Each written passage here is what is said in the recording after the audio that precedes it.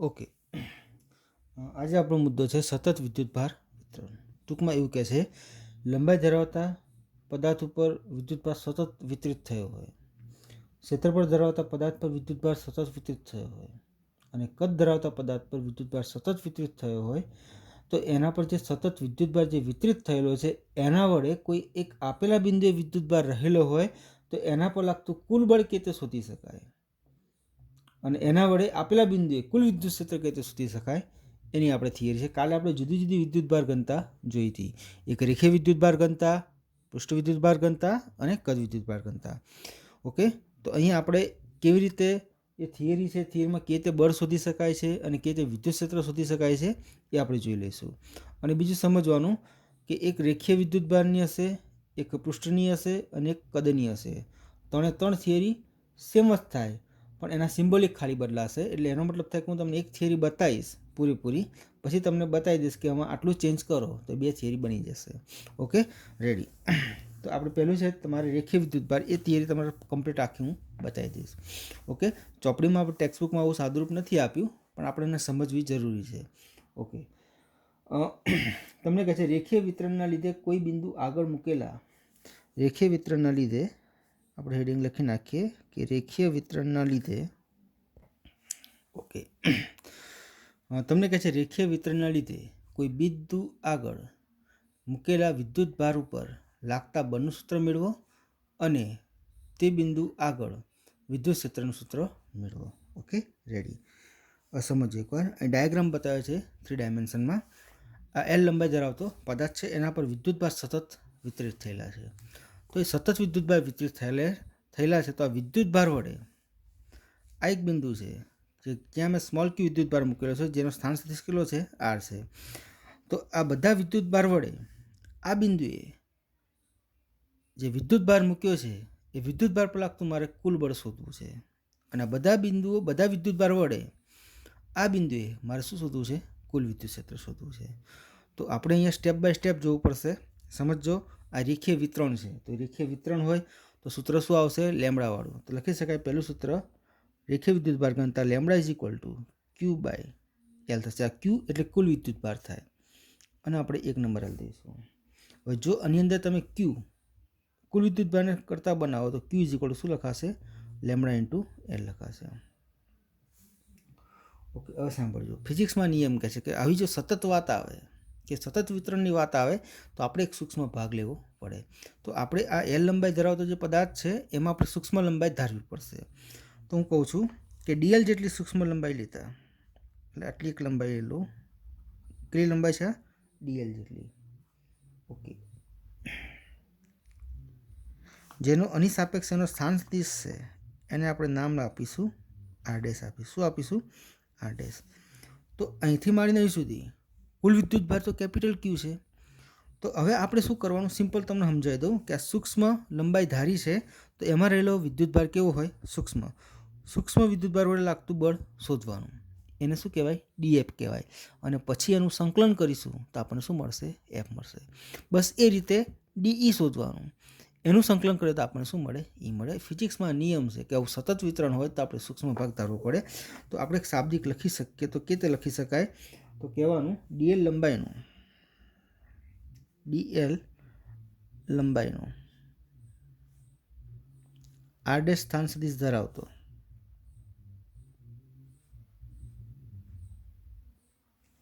સૂક્ષ્મ ભાગ લેતા. થઈ ગયું. બીજો પોઈન્ટ હવે સમજવાનું. આ સૂક્ષ્મ ભાગ તમે લીધો છે એમાં રહેલો વિદ્યુતભાર શોધવો પડશે. તો સમીકરણ 2 મુજબ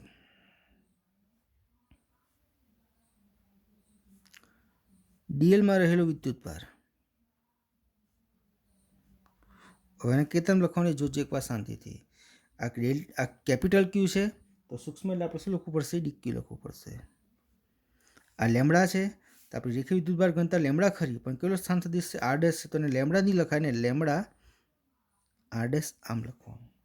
ઓકે, આ કુલ લંબાઈ એલ છે તો આપણે લંબાઈ સૂક્ષ્મ છે તો શું લખવાનું? ડીએલ. તો અને આપી દેવાનો 3 નંબર. ઓકે, આના લીધે આપણને જે બળ મળશે એ બળ કેવું મળે? સૂક્ષ્મ. તો કહેવાનું ડીક્યુ વડે ક્યુ પર લાગતું બળ.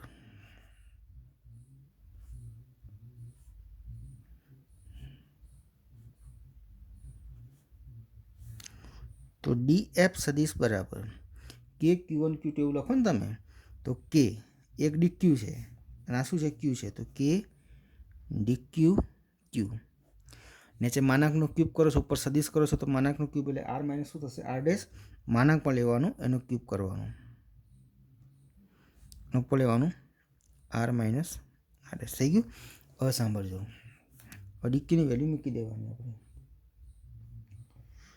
તો ડી એફ સદિશ બરાબર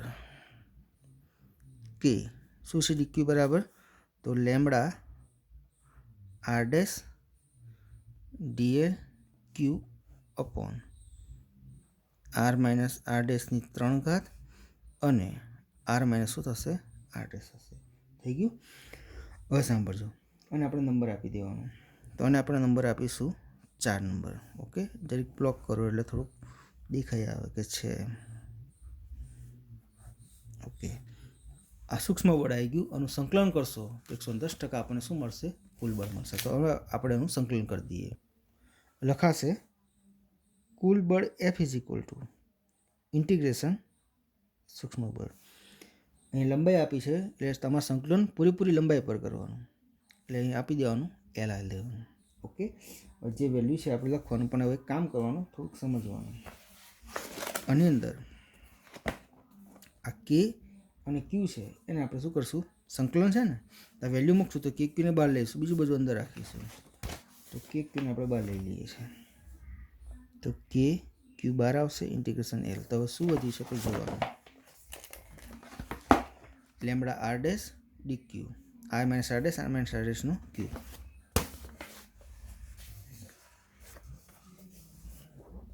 તો લખાશે lambda R dash DL. Okay, R minus R ડેશનો ક્યુબ અને આર માઇનસ શું થશે, આર ડેશ થશે. થઈ ગયું. તો આ તમને મળી ગયું, બળ મળી ગયું. કશું નથી કર્યું, આપણે સૂક્ષ્મ લંબાઈ લીધી, સૂક્ષ્મ લંબાઈમાં રહેલો વિદ્યુતભાર સૂક્ષ્મ શોધ્યો, એ સૂક્ષ્મ વિદ્યુતભાર વડે લાગતું બળ સૂક્ષ્મ બળ શોધ્યું, એનું આપણે સંકલન કર્યું, તો 110% આપણને આવી ગયું. આ તમારે પહેલું ઇક્વેશન આવી ગયું. હવે તમારે વિદ્યુત ક્ષેત્ર શોધવાનું. તો ઈ બરાબર શું લખાય, એફ અપોન ક્યુ લખાય છે. તો એફ અપોન શું લખવાનું, ક્યુ. હવે એકવાર ધ્યાનથી જુઓ, એફ તમે લખ્યો છે ને, આના છેદમાં તમારે શું લખવાનું, ક્યુ. તો આના છેદમાં તમે ક્યુ લખશો ને 110% ક્યુ ઉડી જશે. આ ઉપરનો ક્યુ ઉડી જશે ને, તો બતાવી દઉં તમને યાર, આપણે એવું કહીએ છે lambda R dash DL upon R minus R dash cube અને આર માઇનસ આર ડેશ. થઈ ગયું. છેદમાં ક્યુ લખવાનું બાકી, આ ક્યુ લખ્યો તો 110% ઈ બરાબર આવી જશે કે integration lambda R dash DL, R minus શું થશે, આર ડેશ થશે, અને આર માઇનસ આર ડેશનું શું થશે, ક્યુબ થશે. ઓકે, આ રીતે લખી શકાય. તો આ થયું તમારું વિદ્યુત ક્ષેત્રનું સૂત્ર થાય છે. ઓકે, આગળની થિયરી છે આપણે પૃષ્ઠ વિતરણના લીધે સતત રીતે વિતરિત થયેલા વિદ્યુત ભાર વડે આપેલા બિંદુએ બળ શોધવાનું. વિદ્યુત same to same theory, diagram બદલાય. ઓકે, આમાં મેં સપાટી લીધી છે, એનું ક્ષેત્રફળ બતાવ્યું છે. જે બિંદુ શોધવાનું છે એમાં પેલાની જેમ જ સ્થાન સદિશ આર બતાવ્યો છે. આમાં સૂક્ષ્મ ભાગ લઈશ પૃષ્ઠખંડ કહેવાય, જેને પેલામાં લંબાઈ હતું તો ડીએલ લીધું, તો આમાં શું લેવાનું, ડીએ, જેનો સ્થાન સદિશ શું બતાવ્યો છે, આર ડેશ. પેલાની જેમ જ ગણતરી થાય, હું તમને બતાવી દઉં ડાયરેક્ટ. તો અહીંયા સિગ્મા લખાય કે sigma is equal to Q by A આવશે, આ first number. Q is equal to શું થશે, સિગ્મા એ, આ શું થશે, સેકન્ડ નંબર. સપાટીનું ક્ષેત્રફળ એટલે શું લખાય, ક્ષેત્રફળ. હવે તમે સૂક્ષ્મ ભાગ લેશો, કયો લેશો, ડીએ. હું શોર્ટમાં જ લખું છું, ડીએ સૂક્ષ્મ ભાગ લેતા.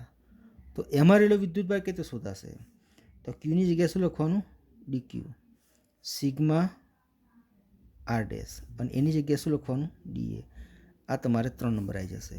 ઓકે, હવે પેલું જે ડાયરેક્ટ તમે એફનું લખો તો બી ચાલે, ડીએફનું લખો તો બી ચાલે, હું તમને સમજાવી દઉં છું. જોજો, આ સેમ વસ્તુ છે. આ સિગ્મા પણ ક્યુ એ છે, ક્યુ ઇઝ ઇક્વલ ટુ સિગ્મા એ છે. તો એ લેમડા બાય ક્યુ એલ હતું, ક્યુ ઇઝ ઇક્વલ લેમડા એલ. સૂક્ષ્મ ભાગ ડીએલ લીધો, અહીંયા આપણે શું લીધો છે, ડીએ લીધો છે. અહીંયા ડીક્યુ બરાબર લેમડા આર ડેશ ડીએલ આવતું હતું, અહીંયા ડીક્યુ બરાબર સિગ્મા આર ડેશ શું આવશે? ડી આવશે. અહીંયા જો તમે સમીકરણ મેળવશો તો સેમ પ્રોસેસ થશે. તમારે ચેન્જ કેટલું થાય તો ત્યાં લેમડા હતું તો અહીંયા આપણે શું કરવાનું? સિગ્મા. જ્યાં ડીએલ હતું અહીં શું કરવાનું? ડીએ કરવાનું. ઓકે, આટલો જ ખાલી ફરક પડે, બીજો કંઈ ખાસ ફરક પડતો નથી. અને તમે કુલ બળનું સૂત્ર ત્યારે જુઓ ત્યારે ખાસ ધ્યાન રાખવાનું કે ત્યારે બળ તમે શોધશો પહેલાં તમે ડીએફ શોધી નાખશો. એટલે ડીએફ તમારે આ રીતે મળી જશે કે ડીએફ બરાબર તમે પેલાને જેમ બતાવ્યું છે એમ જ તમે ડાયરેક્ટ બતાવો તો ચાલે. તો કે સિગ્મા આર ડેશ ડી. હવે આવશે ક્યુ. આ same to same R minus R ડેશનો ક્યુબ અને આર માઇનસ શું થશે? આર ડેશ થશે. ઓકે, હવે અહીંયા જ્યારે તમે અને તમે નંબર આલ દેશો, પેલાનું આપ્યું તો એ પ્રમાણે 4 નંબર. હવે અહીં તમે એફ લખશો તો ઇન્ટિગ્રેશન ડીએફ જ લખાશે, પણ આખી સપાટી પરનું સંકલન એટલે અહીંયા શું લખાય? એસ ફોર સરફેસ લખાય. ઓકે, અને હવે જ્યારે છેલ્લે સાદરૂપ આપશો ત્યારે પેલાની જેમ તમારે શું કર્યું હતું કે ક્યુને બહાર લીધા હતા, પેલા અંદર રાખ્યા તો બસ એ રીતે કે ક્યુને બહાર લેવાના. Integration S sigma R dash D R minus R dash છેદમાં આર માઇનસ આર ડેશનું શું થશે? ક્યુબ થશે. અને તમે નંબર આપી શકો એ નંબર બળનું સૂત્ર. હવે સિમ્પલ ઈનું સૂત્ર, તો ઈમાં હવે હું ડાયરેક્ટ બતાવી દઉં કે ઈ is equal to F upon શું થાય? ક્યુ થાય. એટલે આમાંથી ક્યુ તમારે નીકળી જશે. તો ઈ બરાબર સૂત્ર બની જશે કે સિગ્મા આ એસ લખવાનું R dash D R minus R dash upon R minus R dash છે એનું શું થશે? ક્યુબ થશે. ઓકે, આ તમારે એનું સૂત્ર આવી જાય. ટૂંકમાં કમ્પેરિઝન કરો તો ખાલી તમારે એક જ થિયરી તૈયાર કરવાની થાય, બીજી થિયરી તમારે રેડી થઈ જાય. ઓકે, તો આ વસ્તુ ખાસ ધ્યાન રાખવાનું. શું ફરક પડે છે હું તમને છેલ્લે આખો ફોર્મ બતાવી દઈશ. હવે એ જ રીતે આપણે કદ વિતરણની વાત કરીએ. ઓકે, અહીં છે કદ વિતરણના લીધે આપેલા બિંદુએ શું શોધવાનું છે? બળ શોધવાનું અને વિદ્યુત ક્ષેત્ર. તો સેમ ટુ સેમ આપેલું બિંદુ છે ક્યુ મૂક્યો, આર સ્થાન સદિશ, સૂક્ષ્મ ભાગ ડીવી લીધો છે, સ્થાન સદિશ આર ડેશ બતાવ્યો. શરૂઆત આ રીતે થાય કે rho is equal to Q by V, આ 1 નંબર થશે. Q is equal to rho V, આ કયો થશે? 2 નંબર. સૂક્ષ્મ ભાગ લેશો ડીવી, એમાં વિદ્યુત ભાર ડીક્યુ. આ રો છે તો શું લખશો? Row R dash. વીની જગ્યાએ શું લખશો? ડીવી. તો આ તમારે થશે 3 નંબર. પત્યું? પેલાની જેમ જ છે. હવે તમારે શું કરવાનું છે? સૂક્ષ્મ બળ. તો સૂક્ષ્મ બળ તમે પેલાને બતાવ્યું છે એમ ડાયરેક્ટ કરશો તો બી ચાલશે. તમારે લેમડા અને સિગ્માની જગ્યાએ રો બતાવવાના છે. તો ડી એફ, તો જો એકવાર શાંતિથી કે Q1 Q2, તો આ બતાવી દેવાનું R dash DV Q R minus R ડેશનો ક્યુબ અને આર માઇનસ શું થશે? આર ડેશ થશે. તો અને તમે 3 પછી 4 નંબર આપી શકો. હવે એફ ઇન્ટિગ્રેશન શું થશે? ડીએ. તો ઇન્ટિગ્રેશનમાં એકમાં એલ લખ્યું, બીજામાં એસ લખ્યું, એમાં કદ છે ને એટલે શું લખવાનું? વી. ઓકે, તમે તૈયાર સાદુરૂપ આપશો તો કે ક્યુને બહાર કાઢશો. Integration V rho R dash DV R minus R ડેશનો ક્યુબ થશે અને આર માઇનસ શું થશે? આર ડેશ થશે. ઓકે, આ તમારું એક સૂત્ર મળી જાય. હવે વિદ્યુત ક્ષેત્ર તો અને ક્યુ વડે ભાગવાનું, તો ડાયરેક્ટ જ હું લખું છું is equal to F upon Q. તો ક્યુ જતો રહે તો વી થશે rho R dash DV R minus R ડેશનો ક્યુબ અને આર માઇનસ શું થશે? આર ડેશ થશે. ઓકે, એકદમ સિમ્પલ છે. 3 થિયરી એક સરખી છે, પણ થોડોક આપણે પોઈન્ટ ખાસ યાદ રાખવાનો. Okay, ready. હવે 3 એક સાથે હું કમ્પેરિઝન કરું તો વધારે પડતો ખ્યાલ આવે. જો કમ્પેરિઝન કરીએ છીએ આપણે રેખીય વિતરણ, આ પૃષ્ઠ વિતરણ અને કદ વિતરણ. રેખીયમાં લંબાઈ આવે, પૃષ્ઠમાં ક્ષેત્રફળ આવે, કદ વિતરણમાં કદ આવે. આ એલ, આ એ અને આ શું થશે? વી. આમાં ડાયાગ્રામ આવો બતાવશે, આની અંદર આવો ડાયાગ્રામ આવે છે અને કદ વિતરણમાં ડાયાગ્રામ તમારે આવો આવે છે. ઓકે, આમાં કેવું લખાય છે?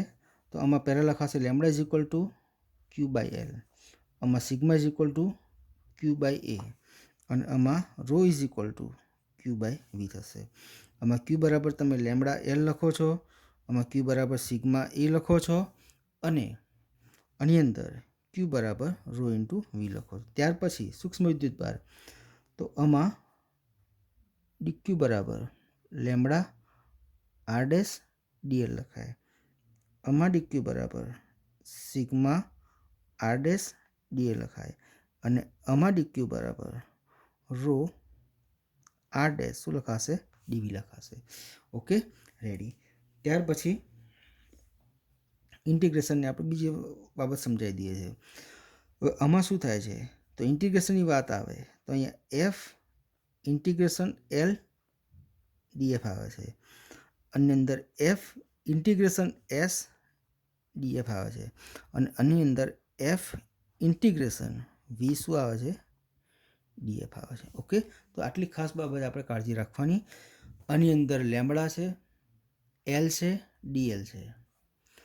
આની અંદર સિગ્મા છે, એ છે, ડીએ છે. આની અંદર રો છે, વી છે અને શું છે? ડીવી છે. ઓકે, એક સાથે તમે સળંગ થિયરી સમજી શકો છો. આપણે આ લગભગ તમારે ચોપડીમાં છે 1.13મો મુદ્દો છે, સતત વિદ્યુતભાર વિતરણનો મુદ્દો છે.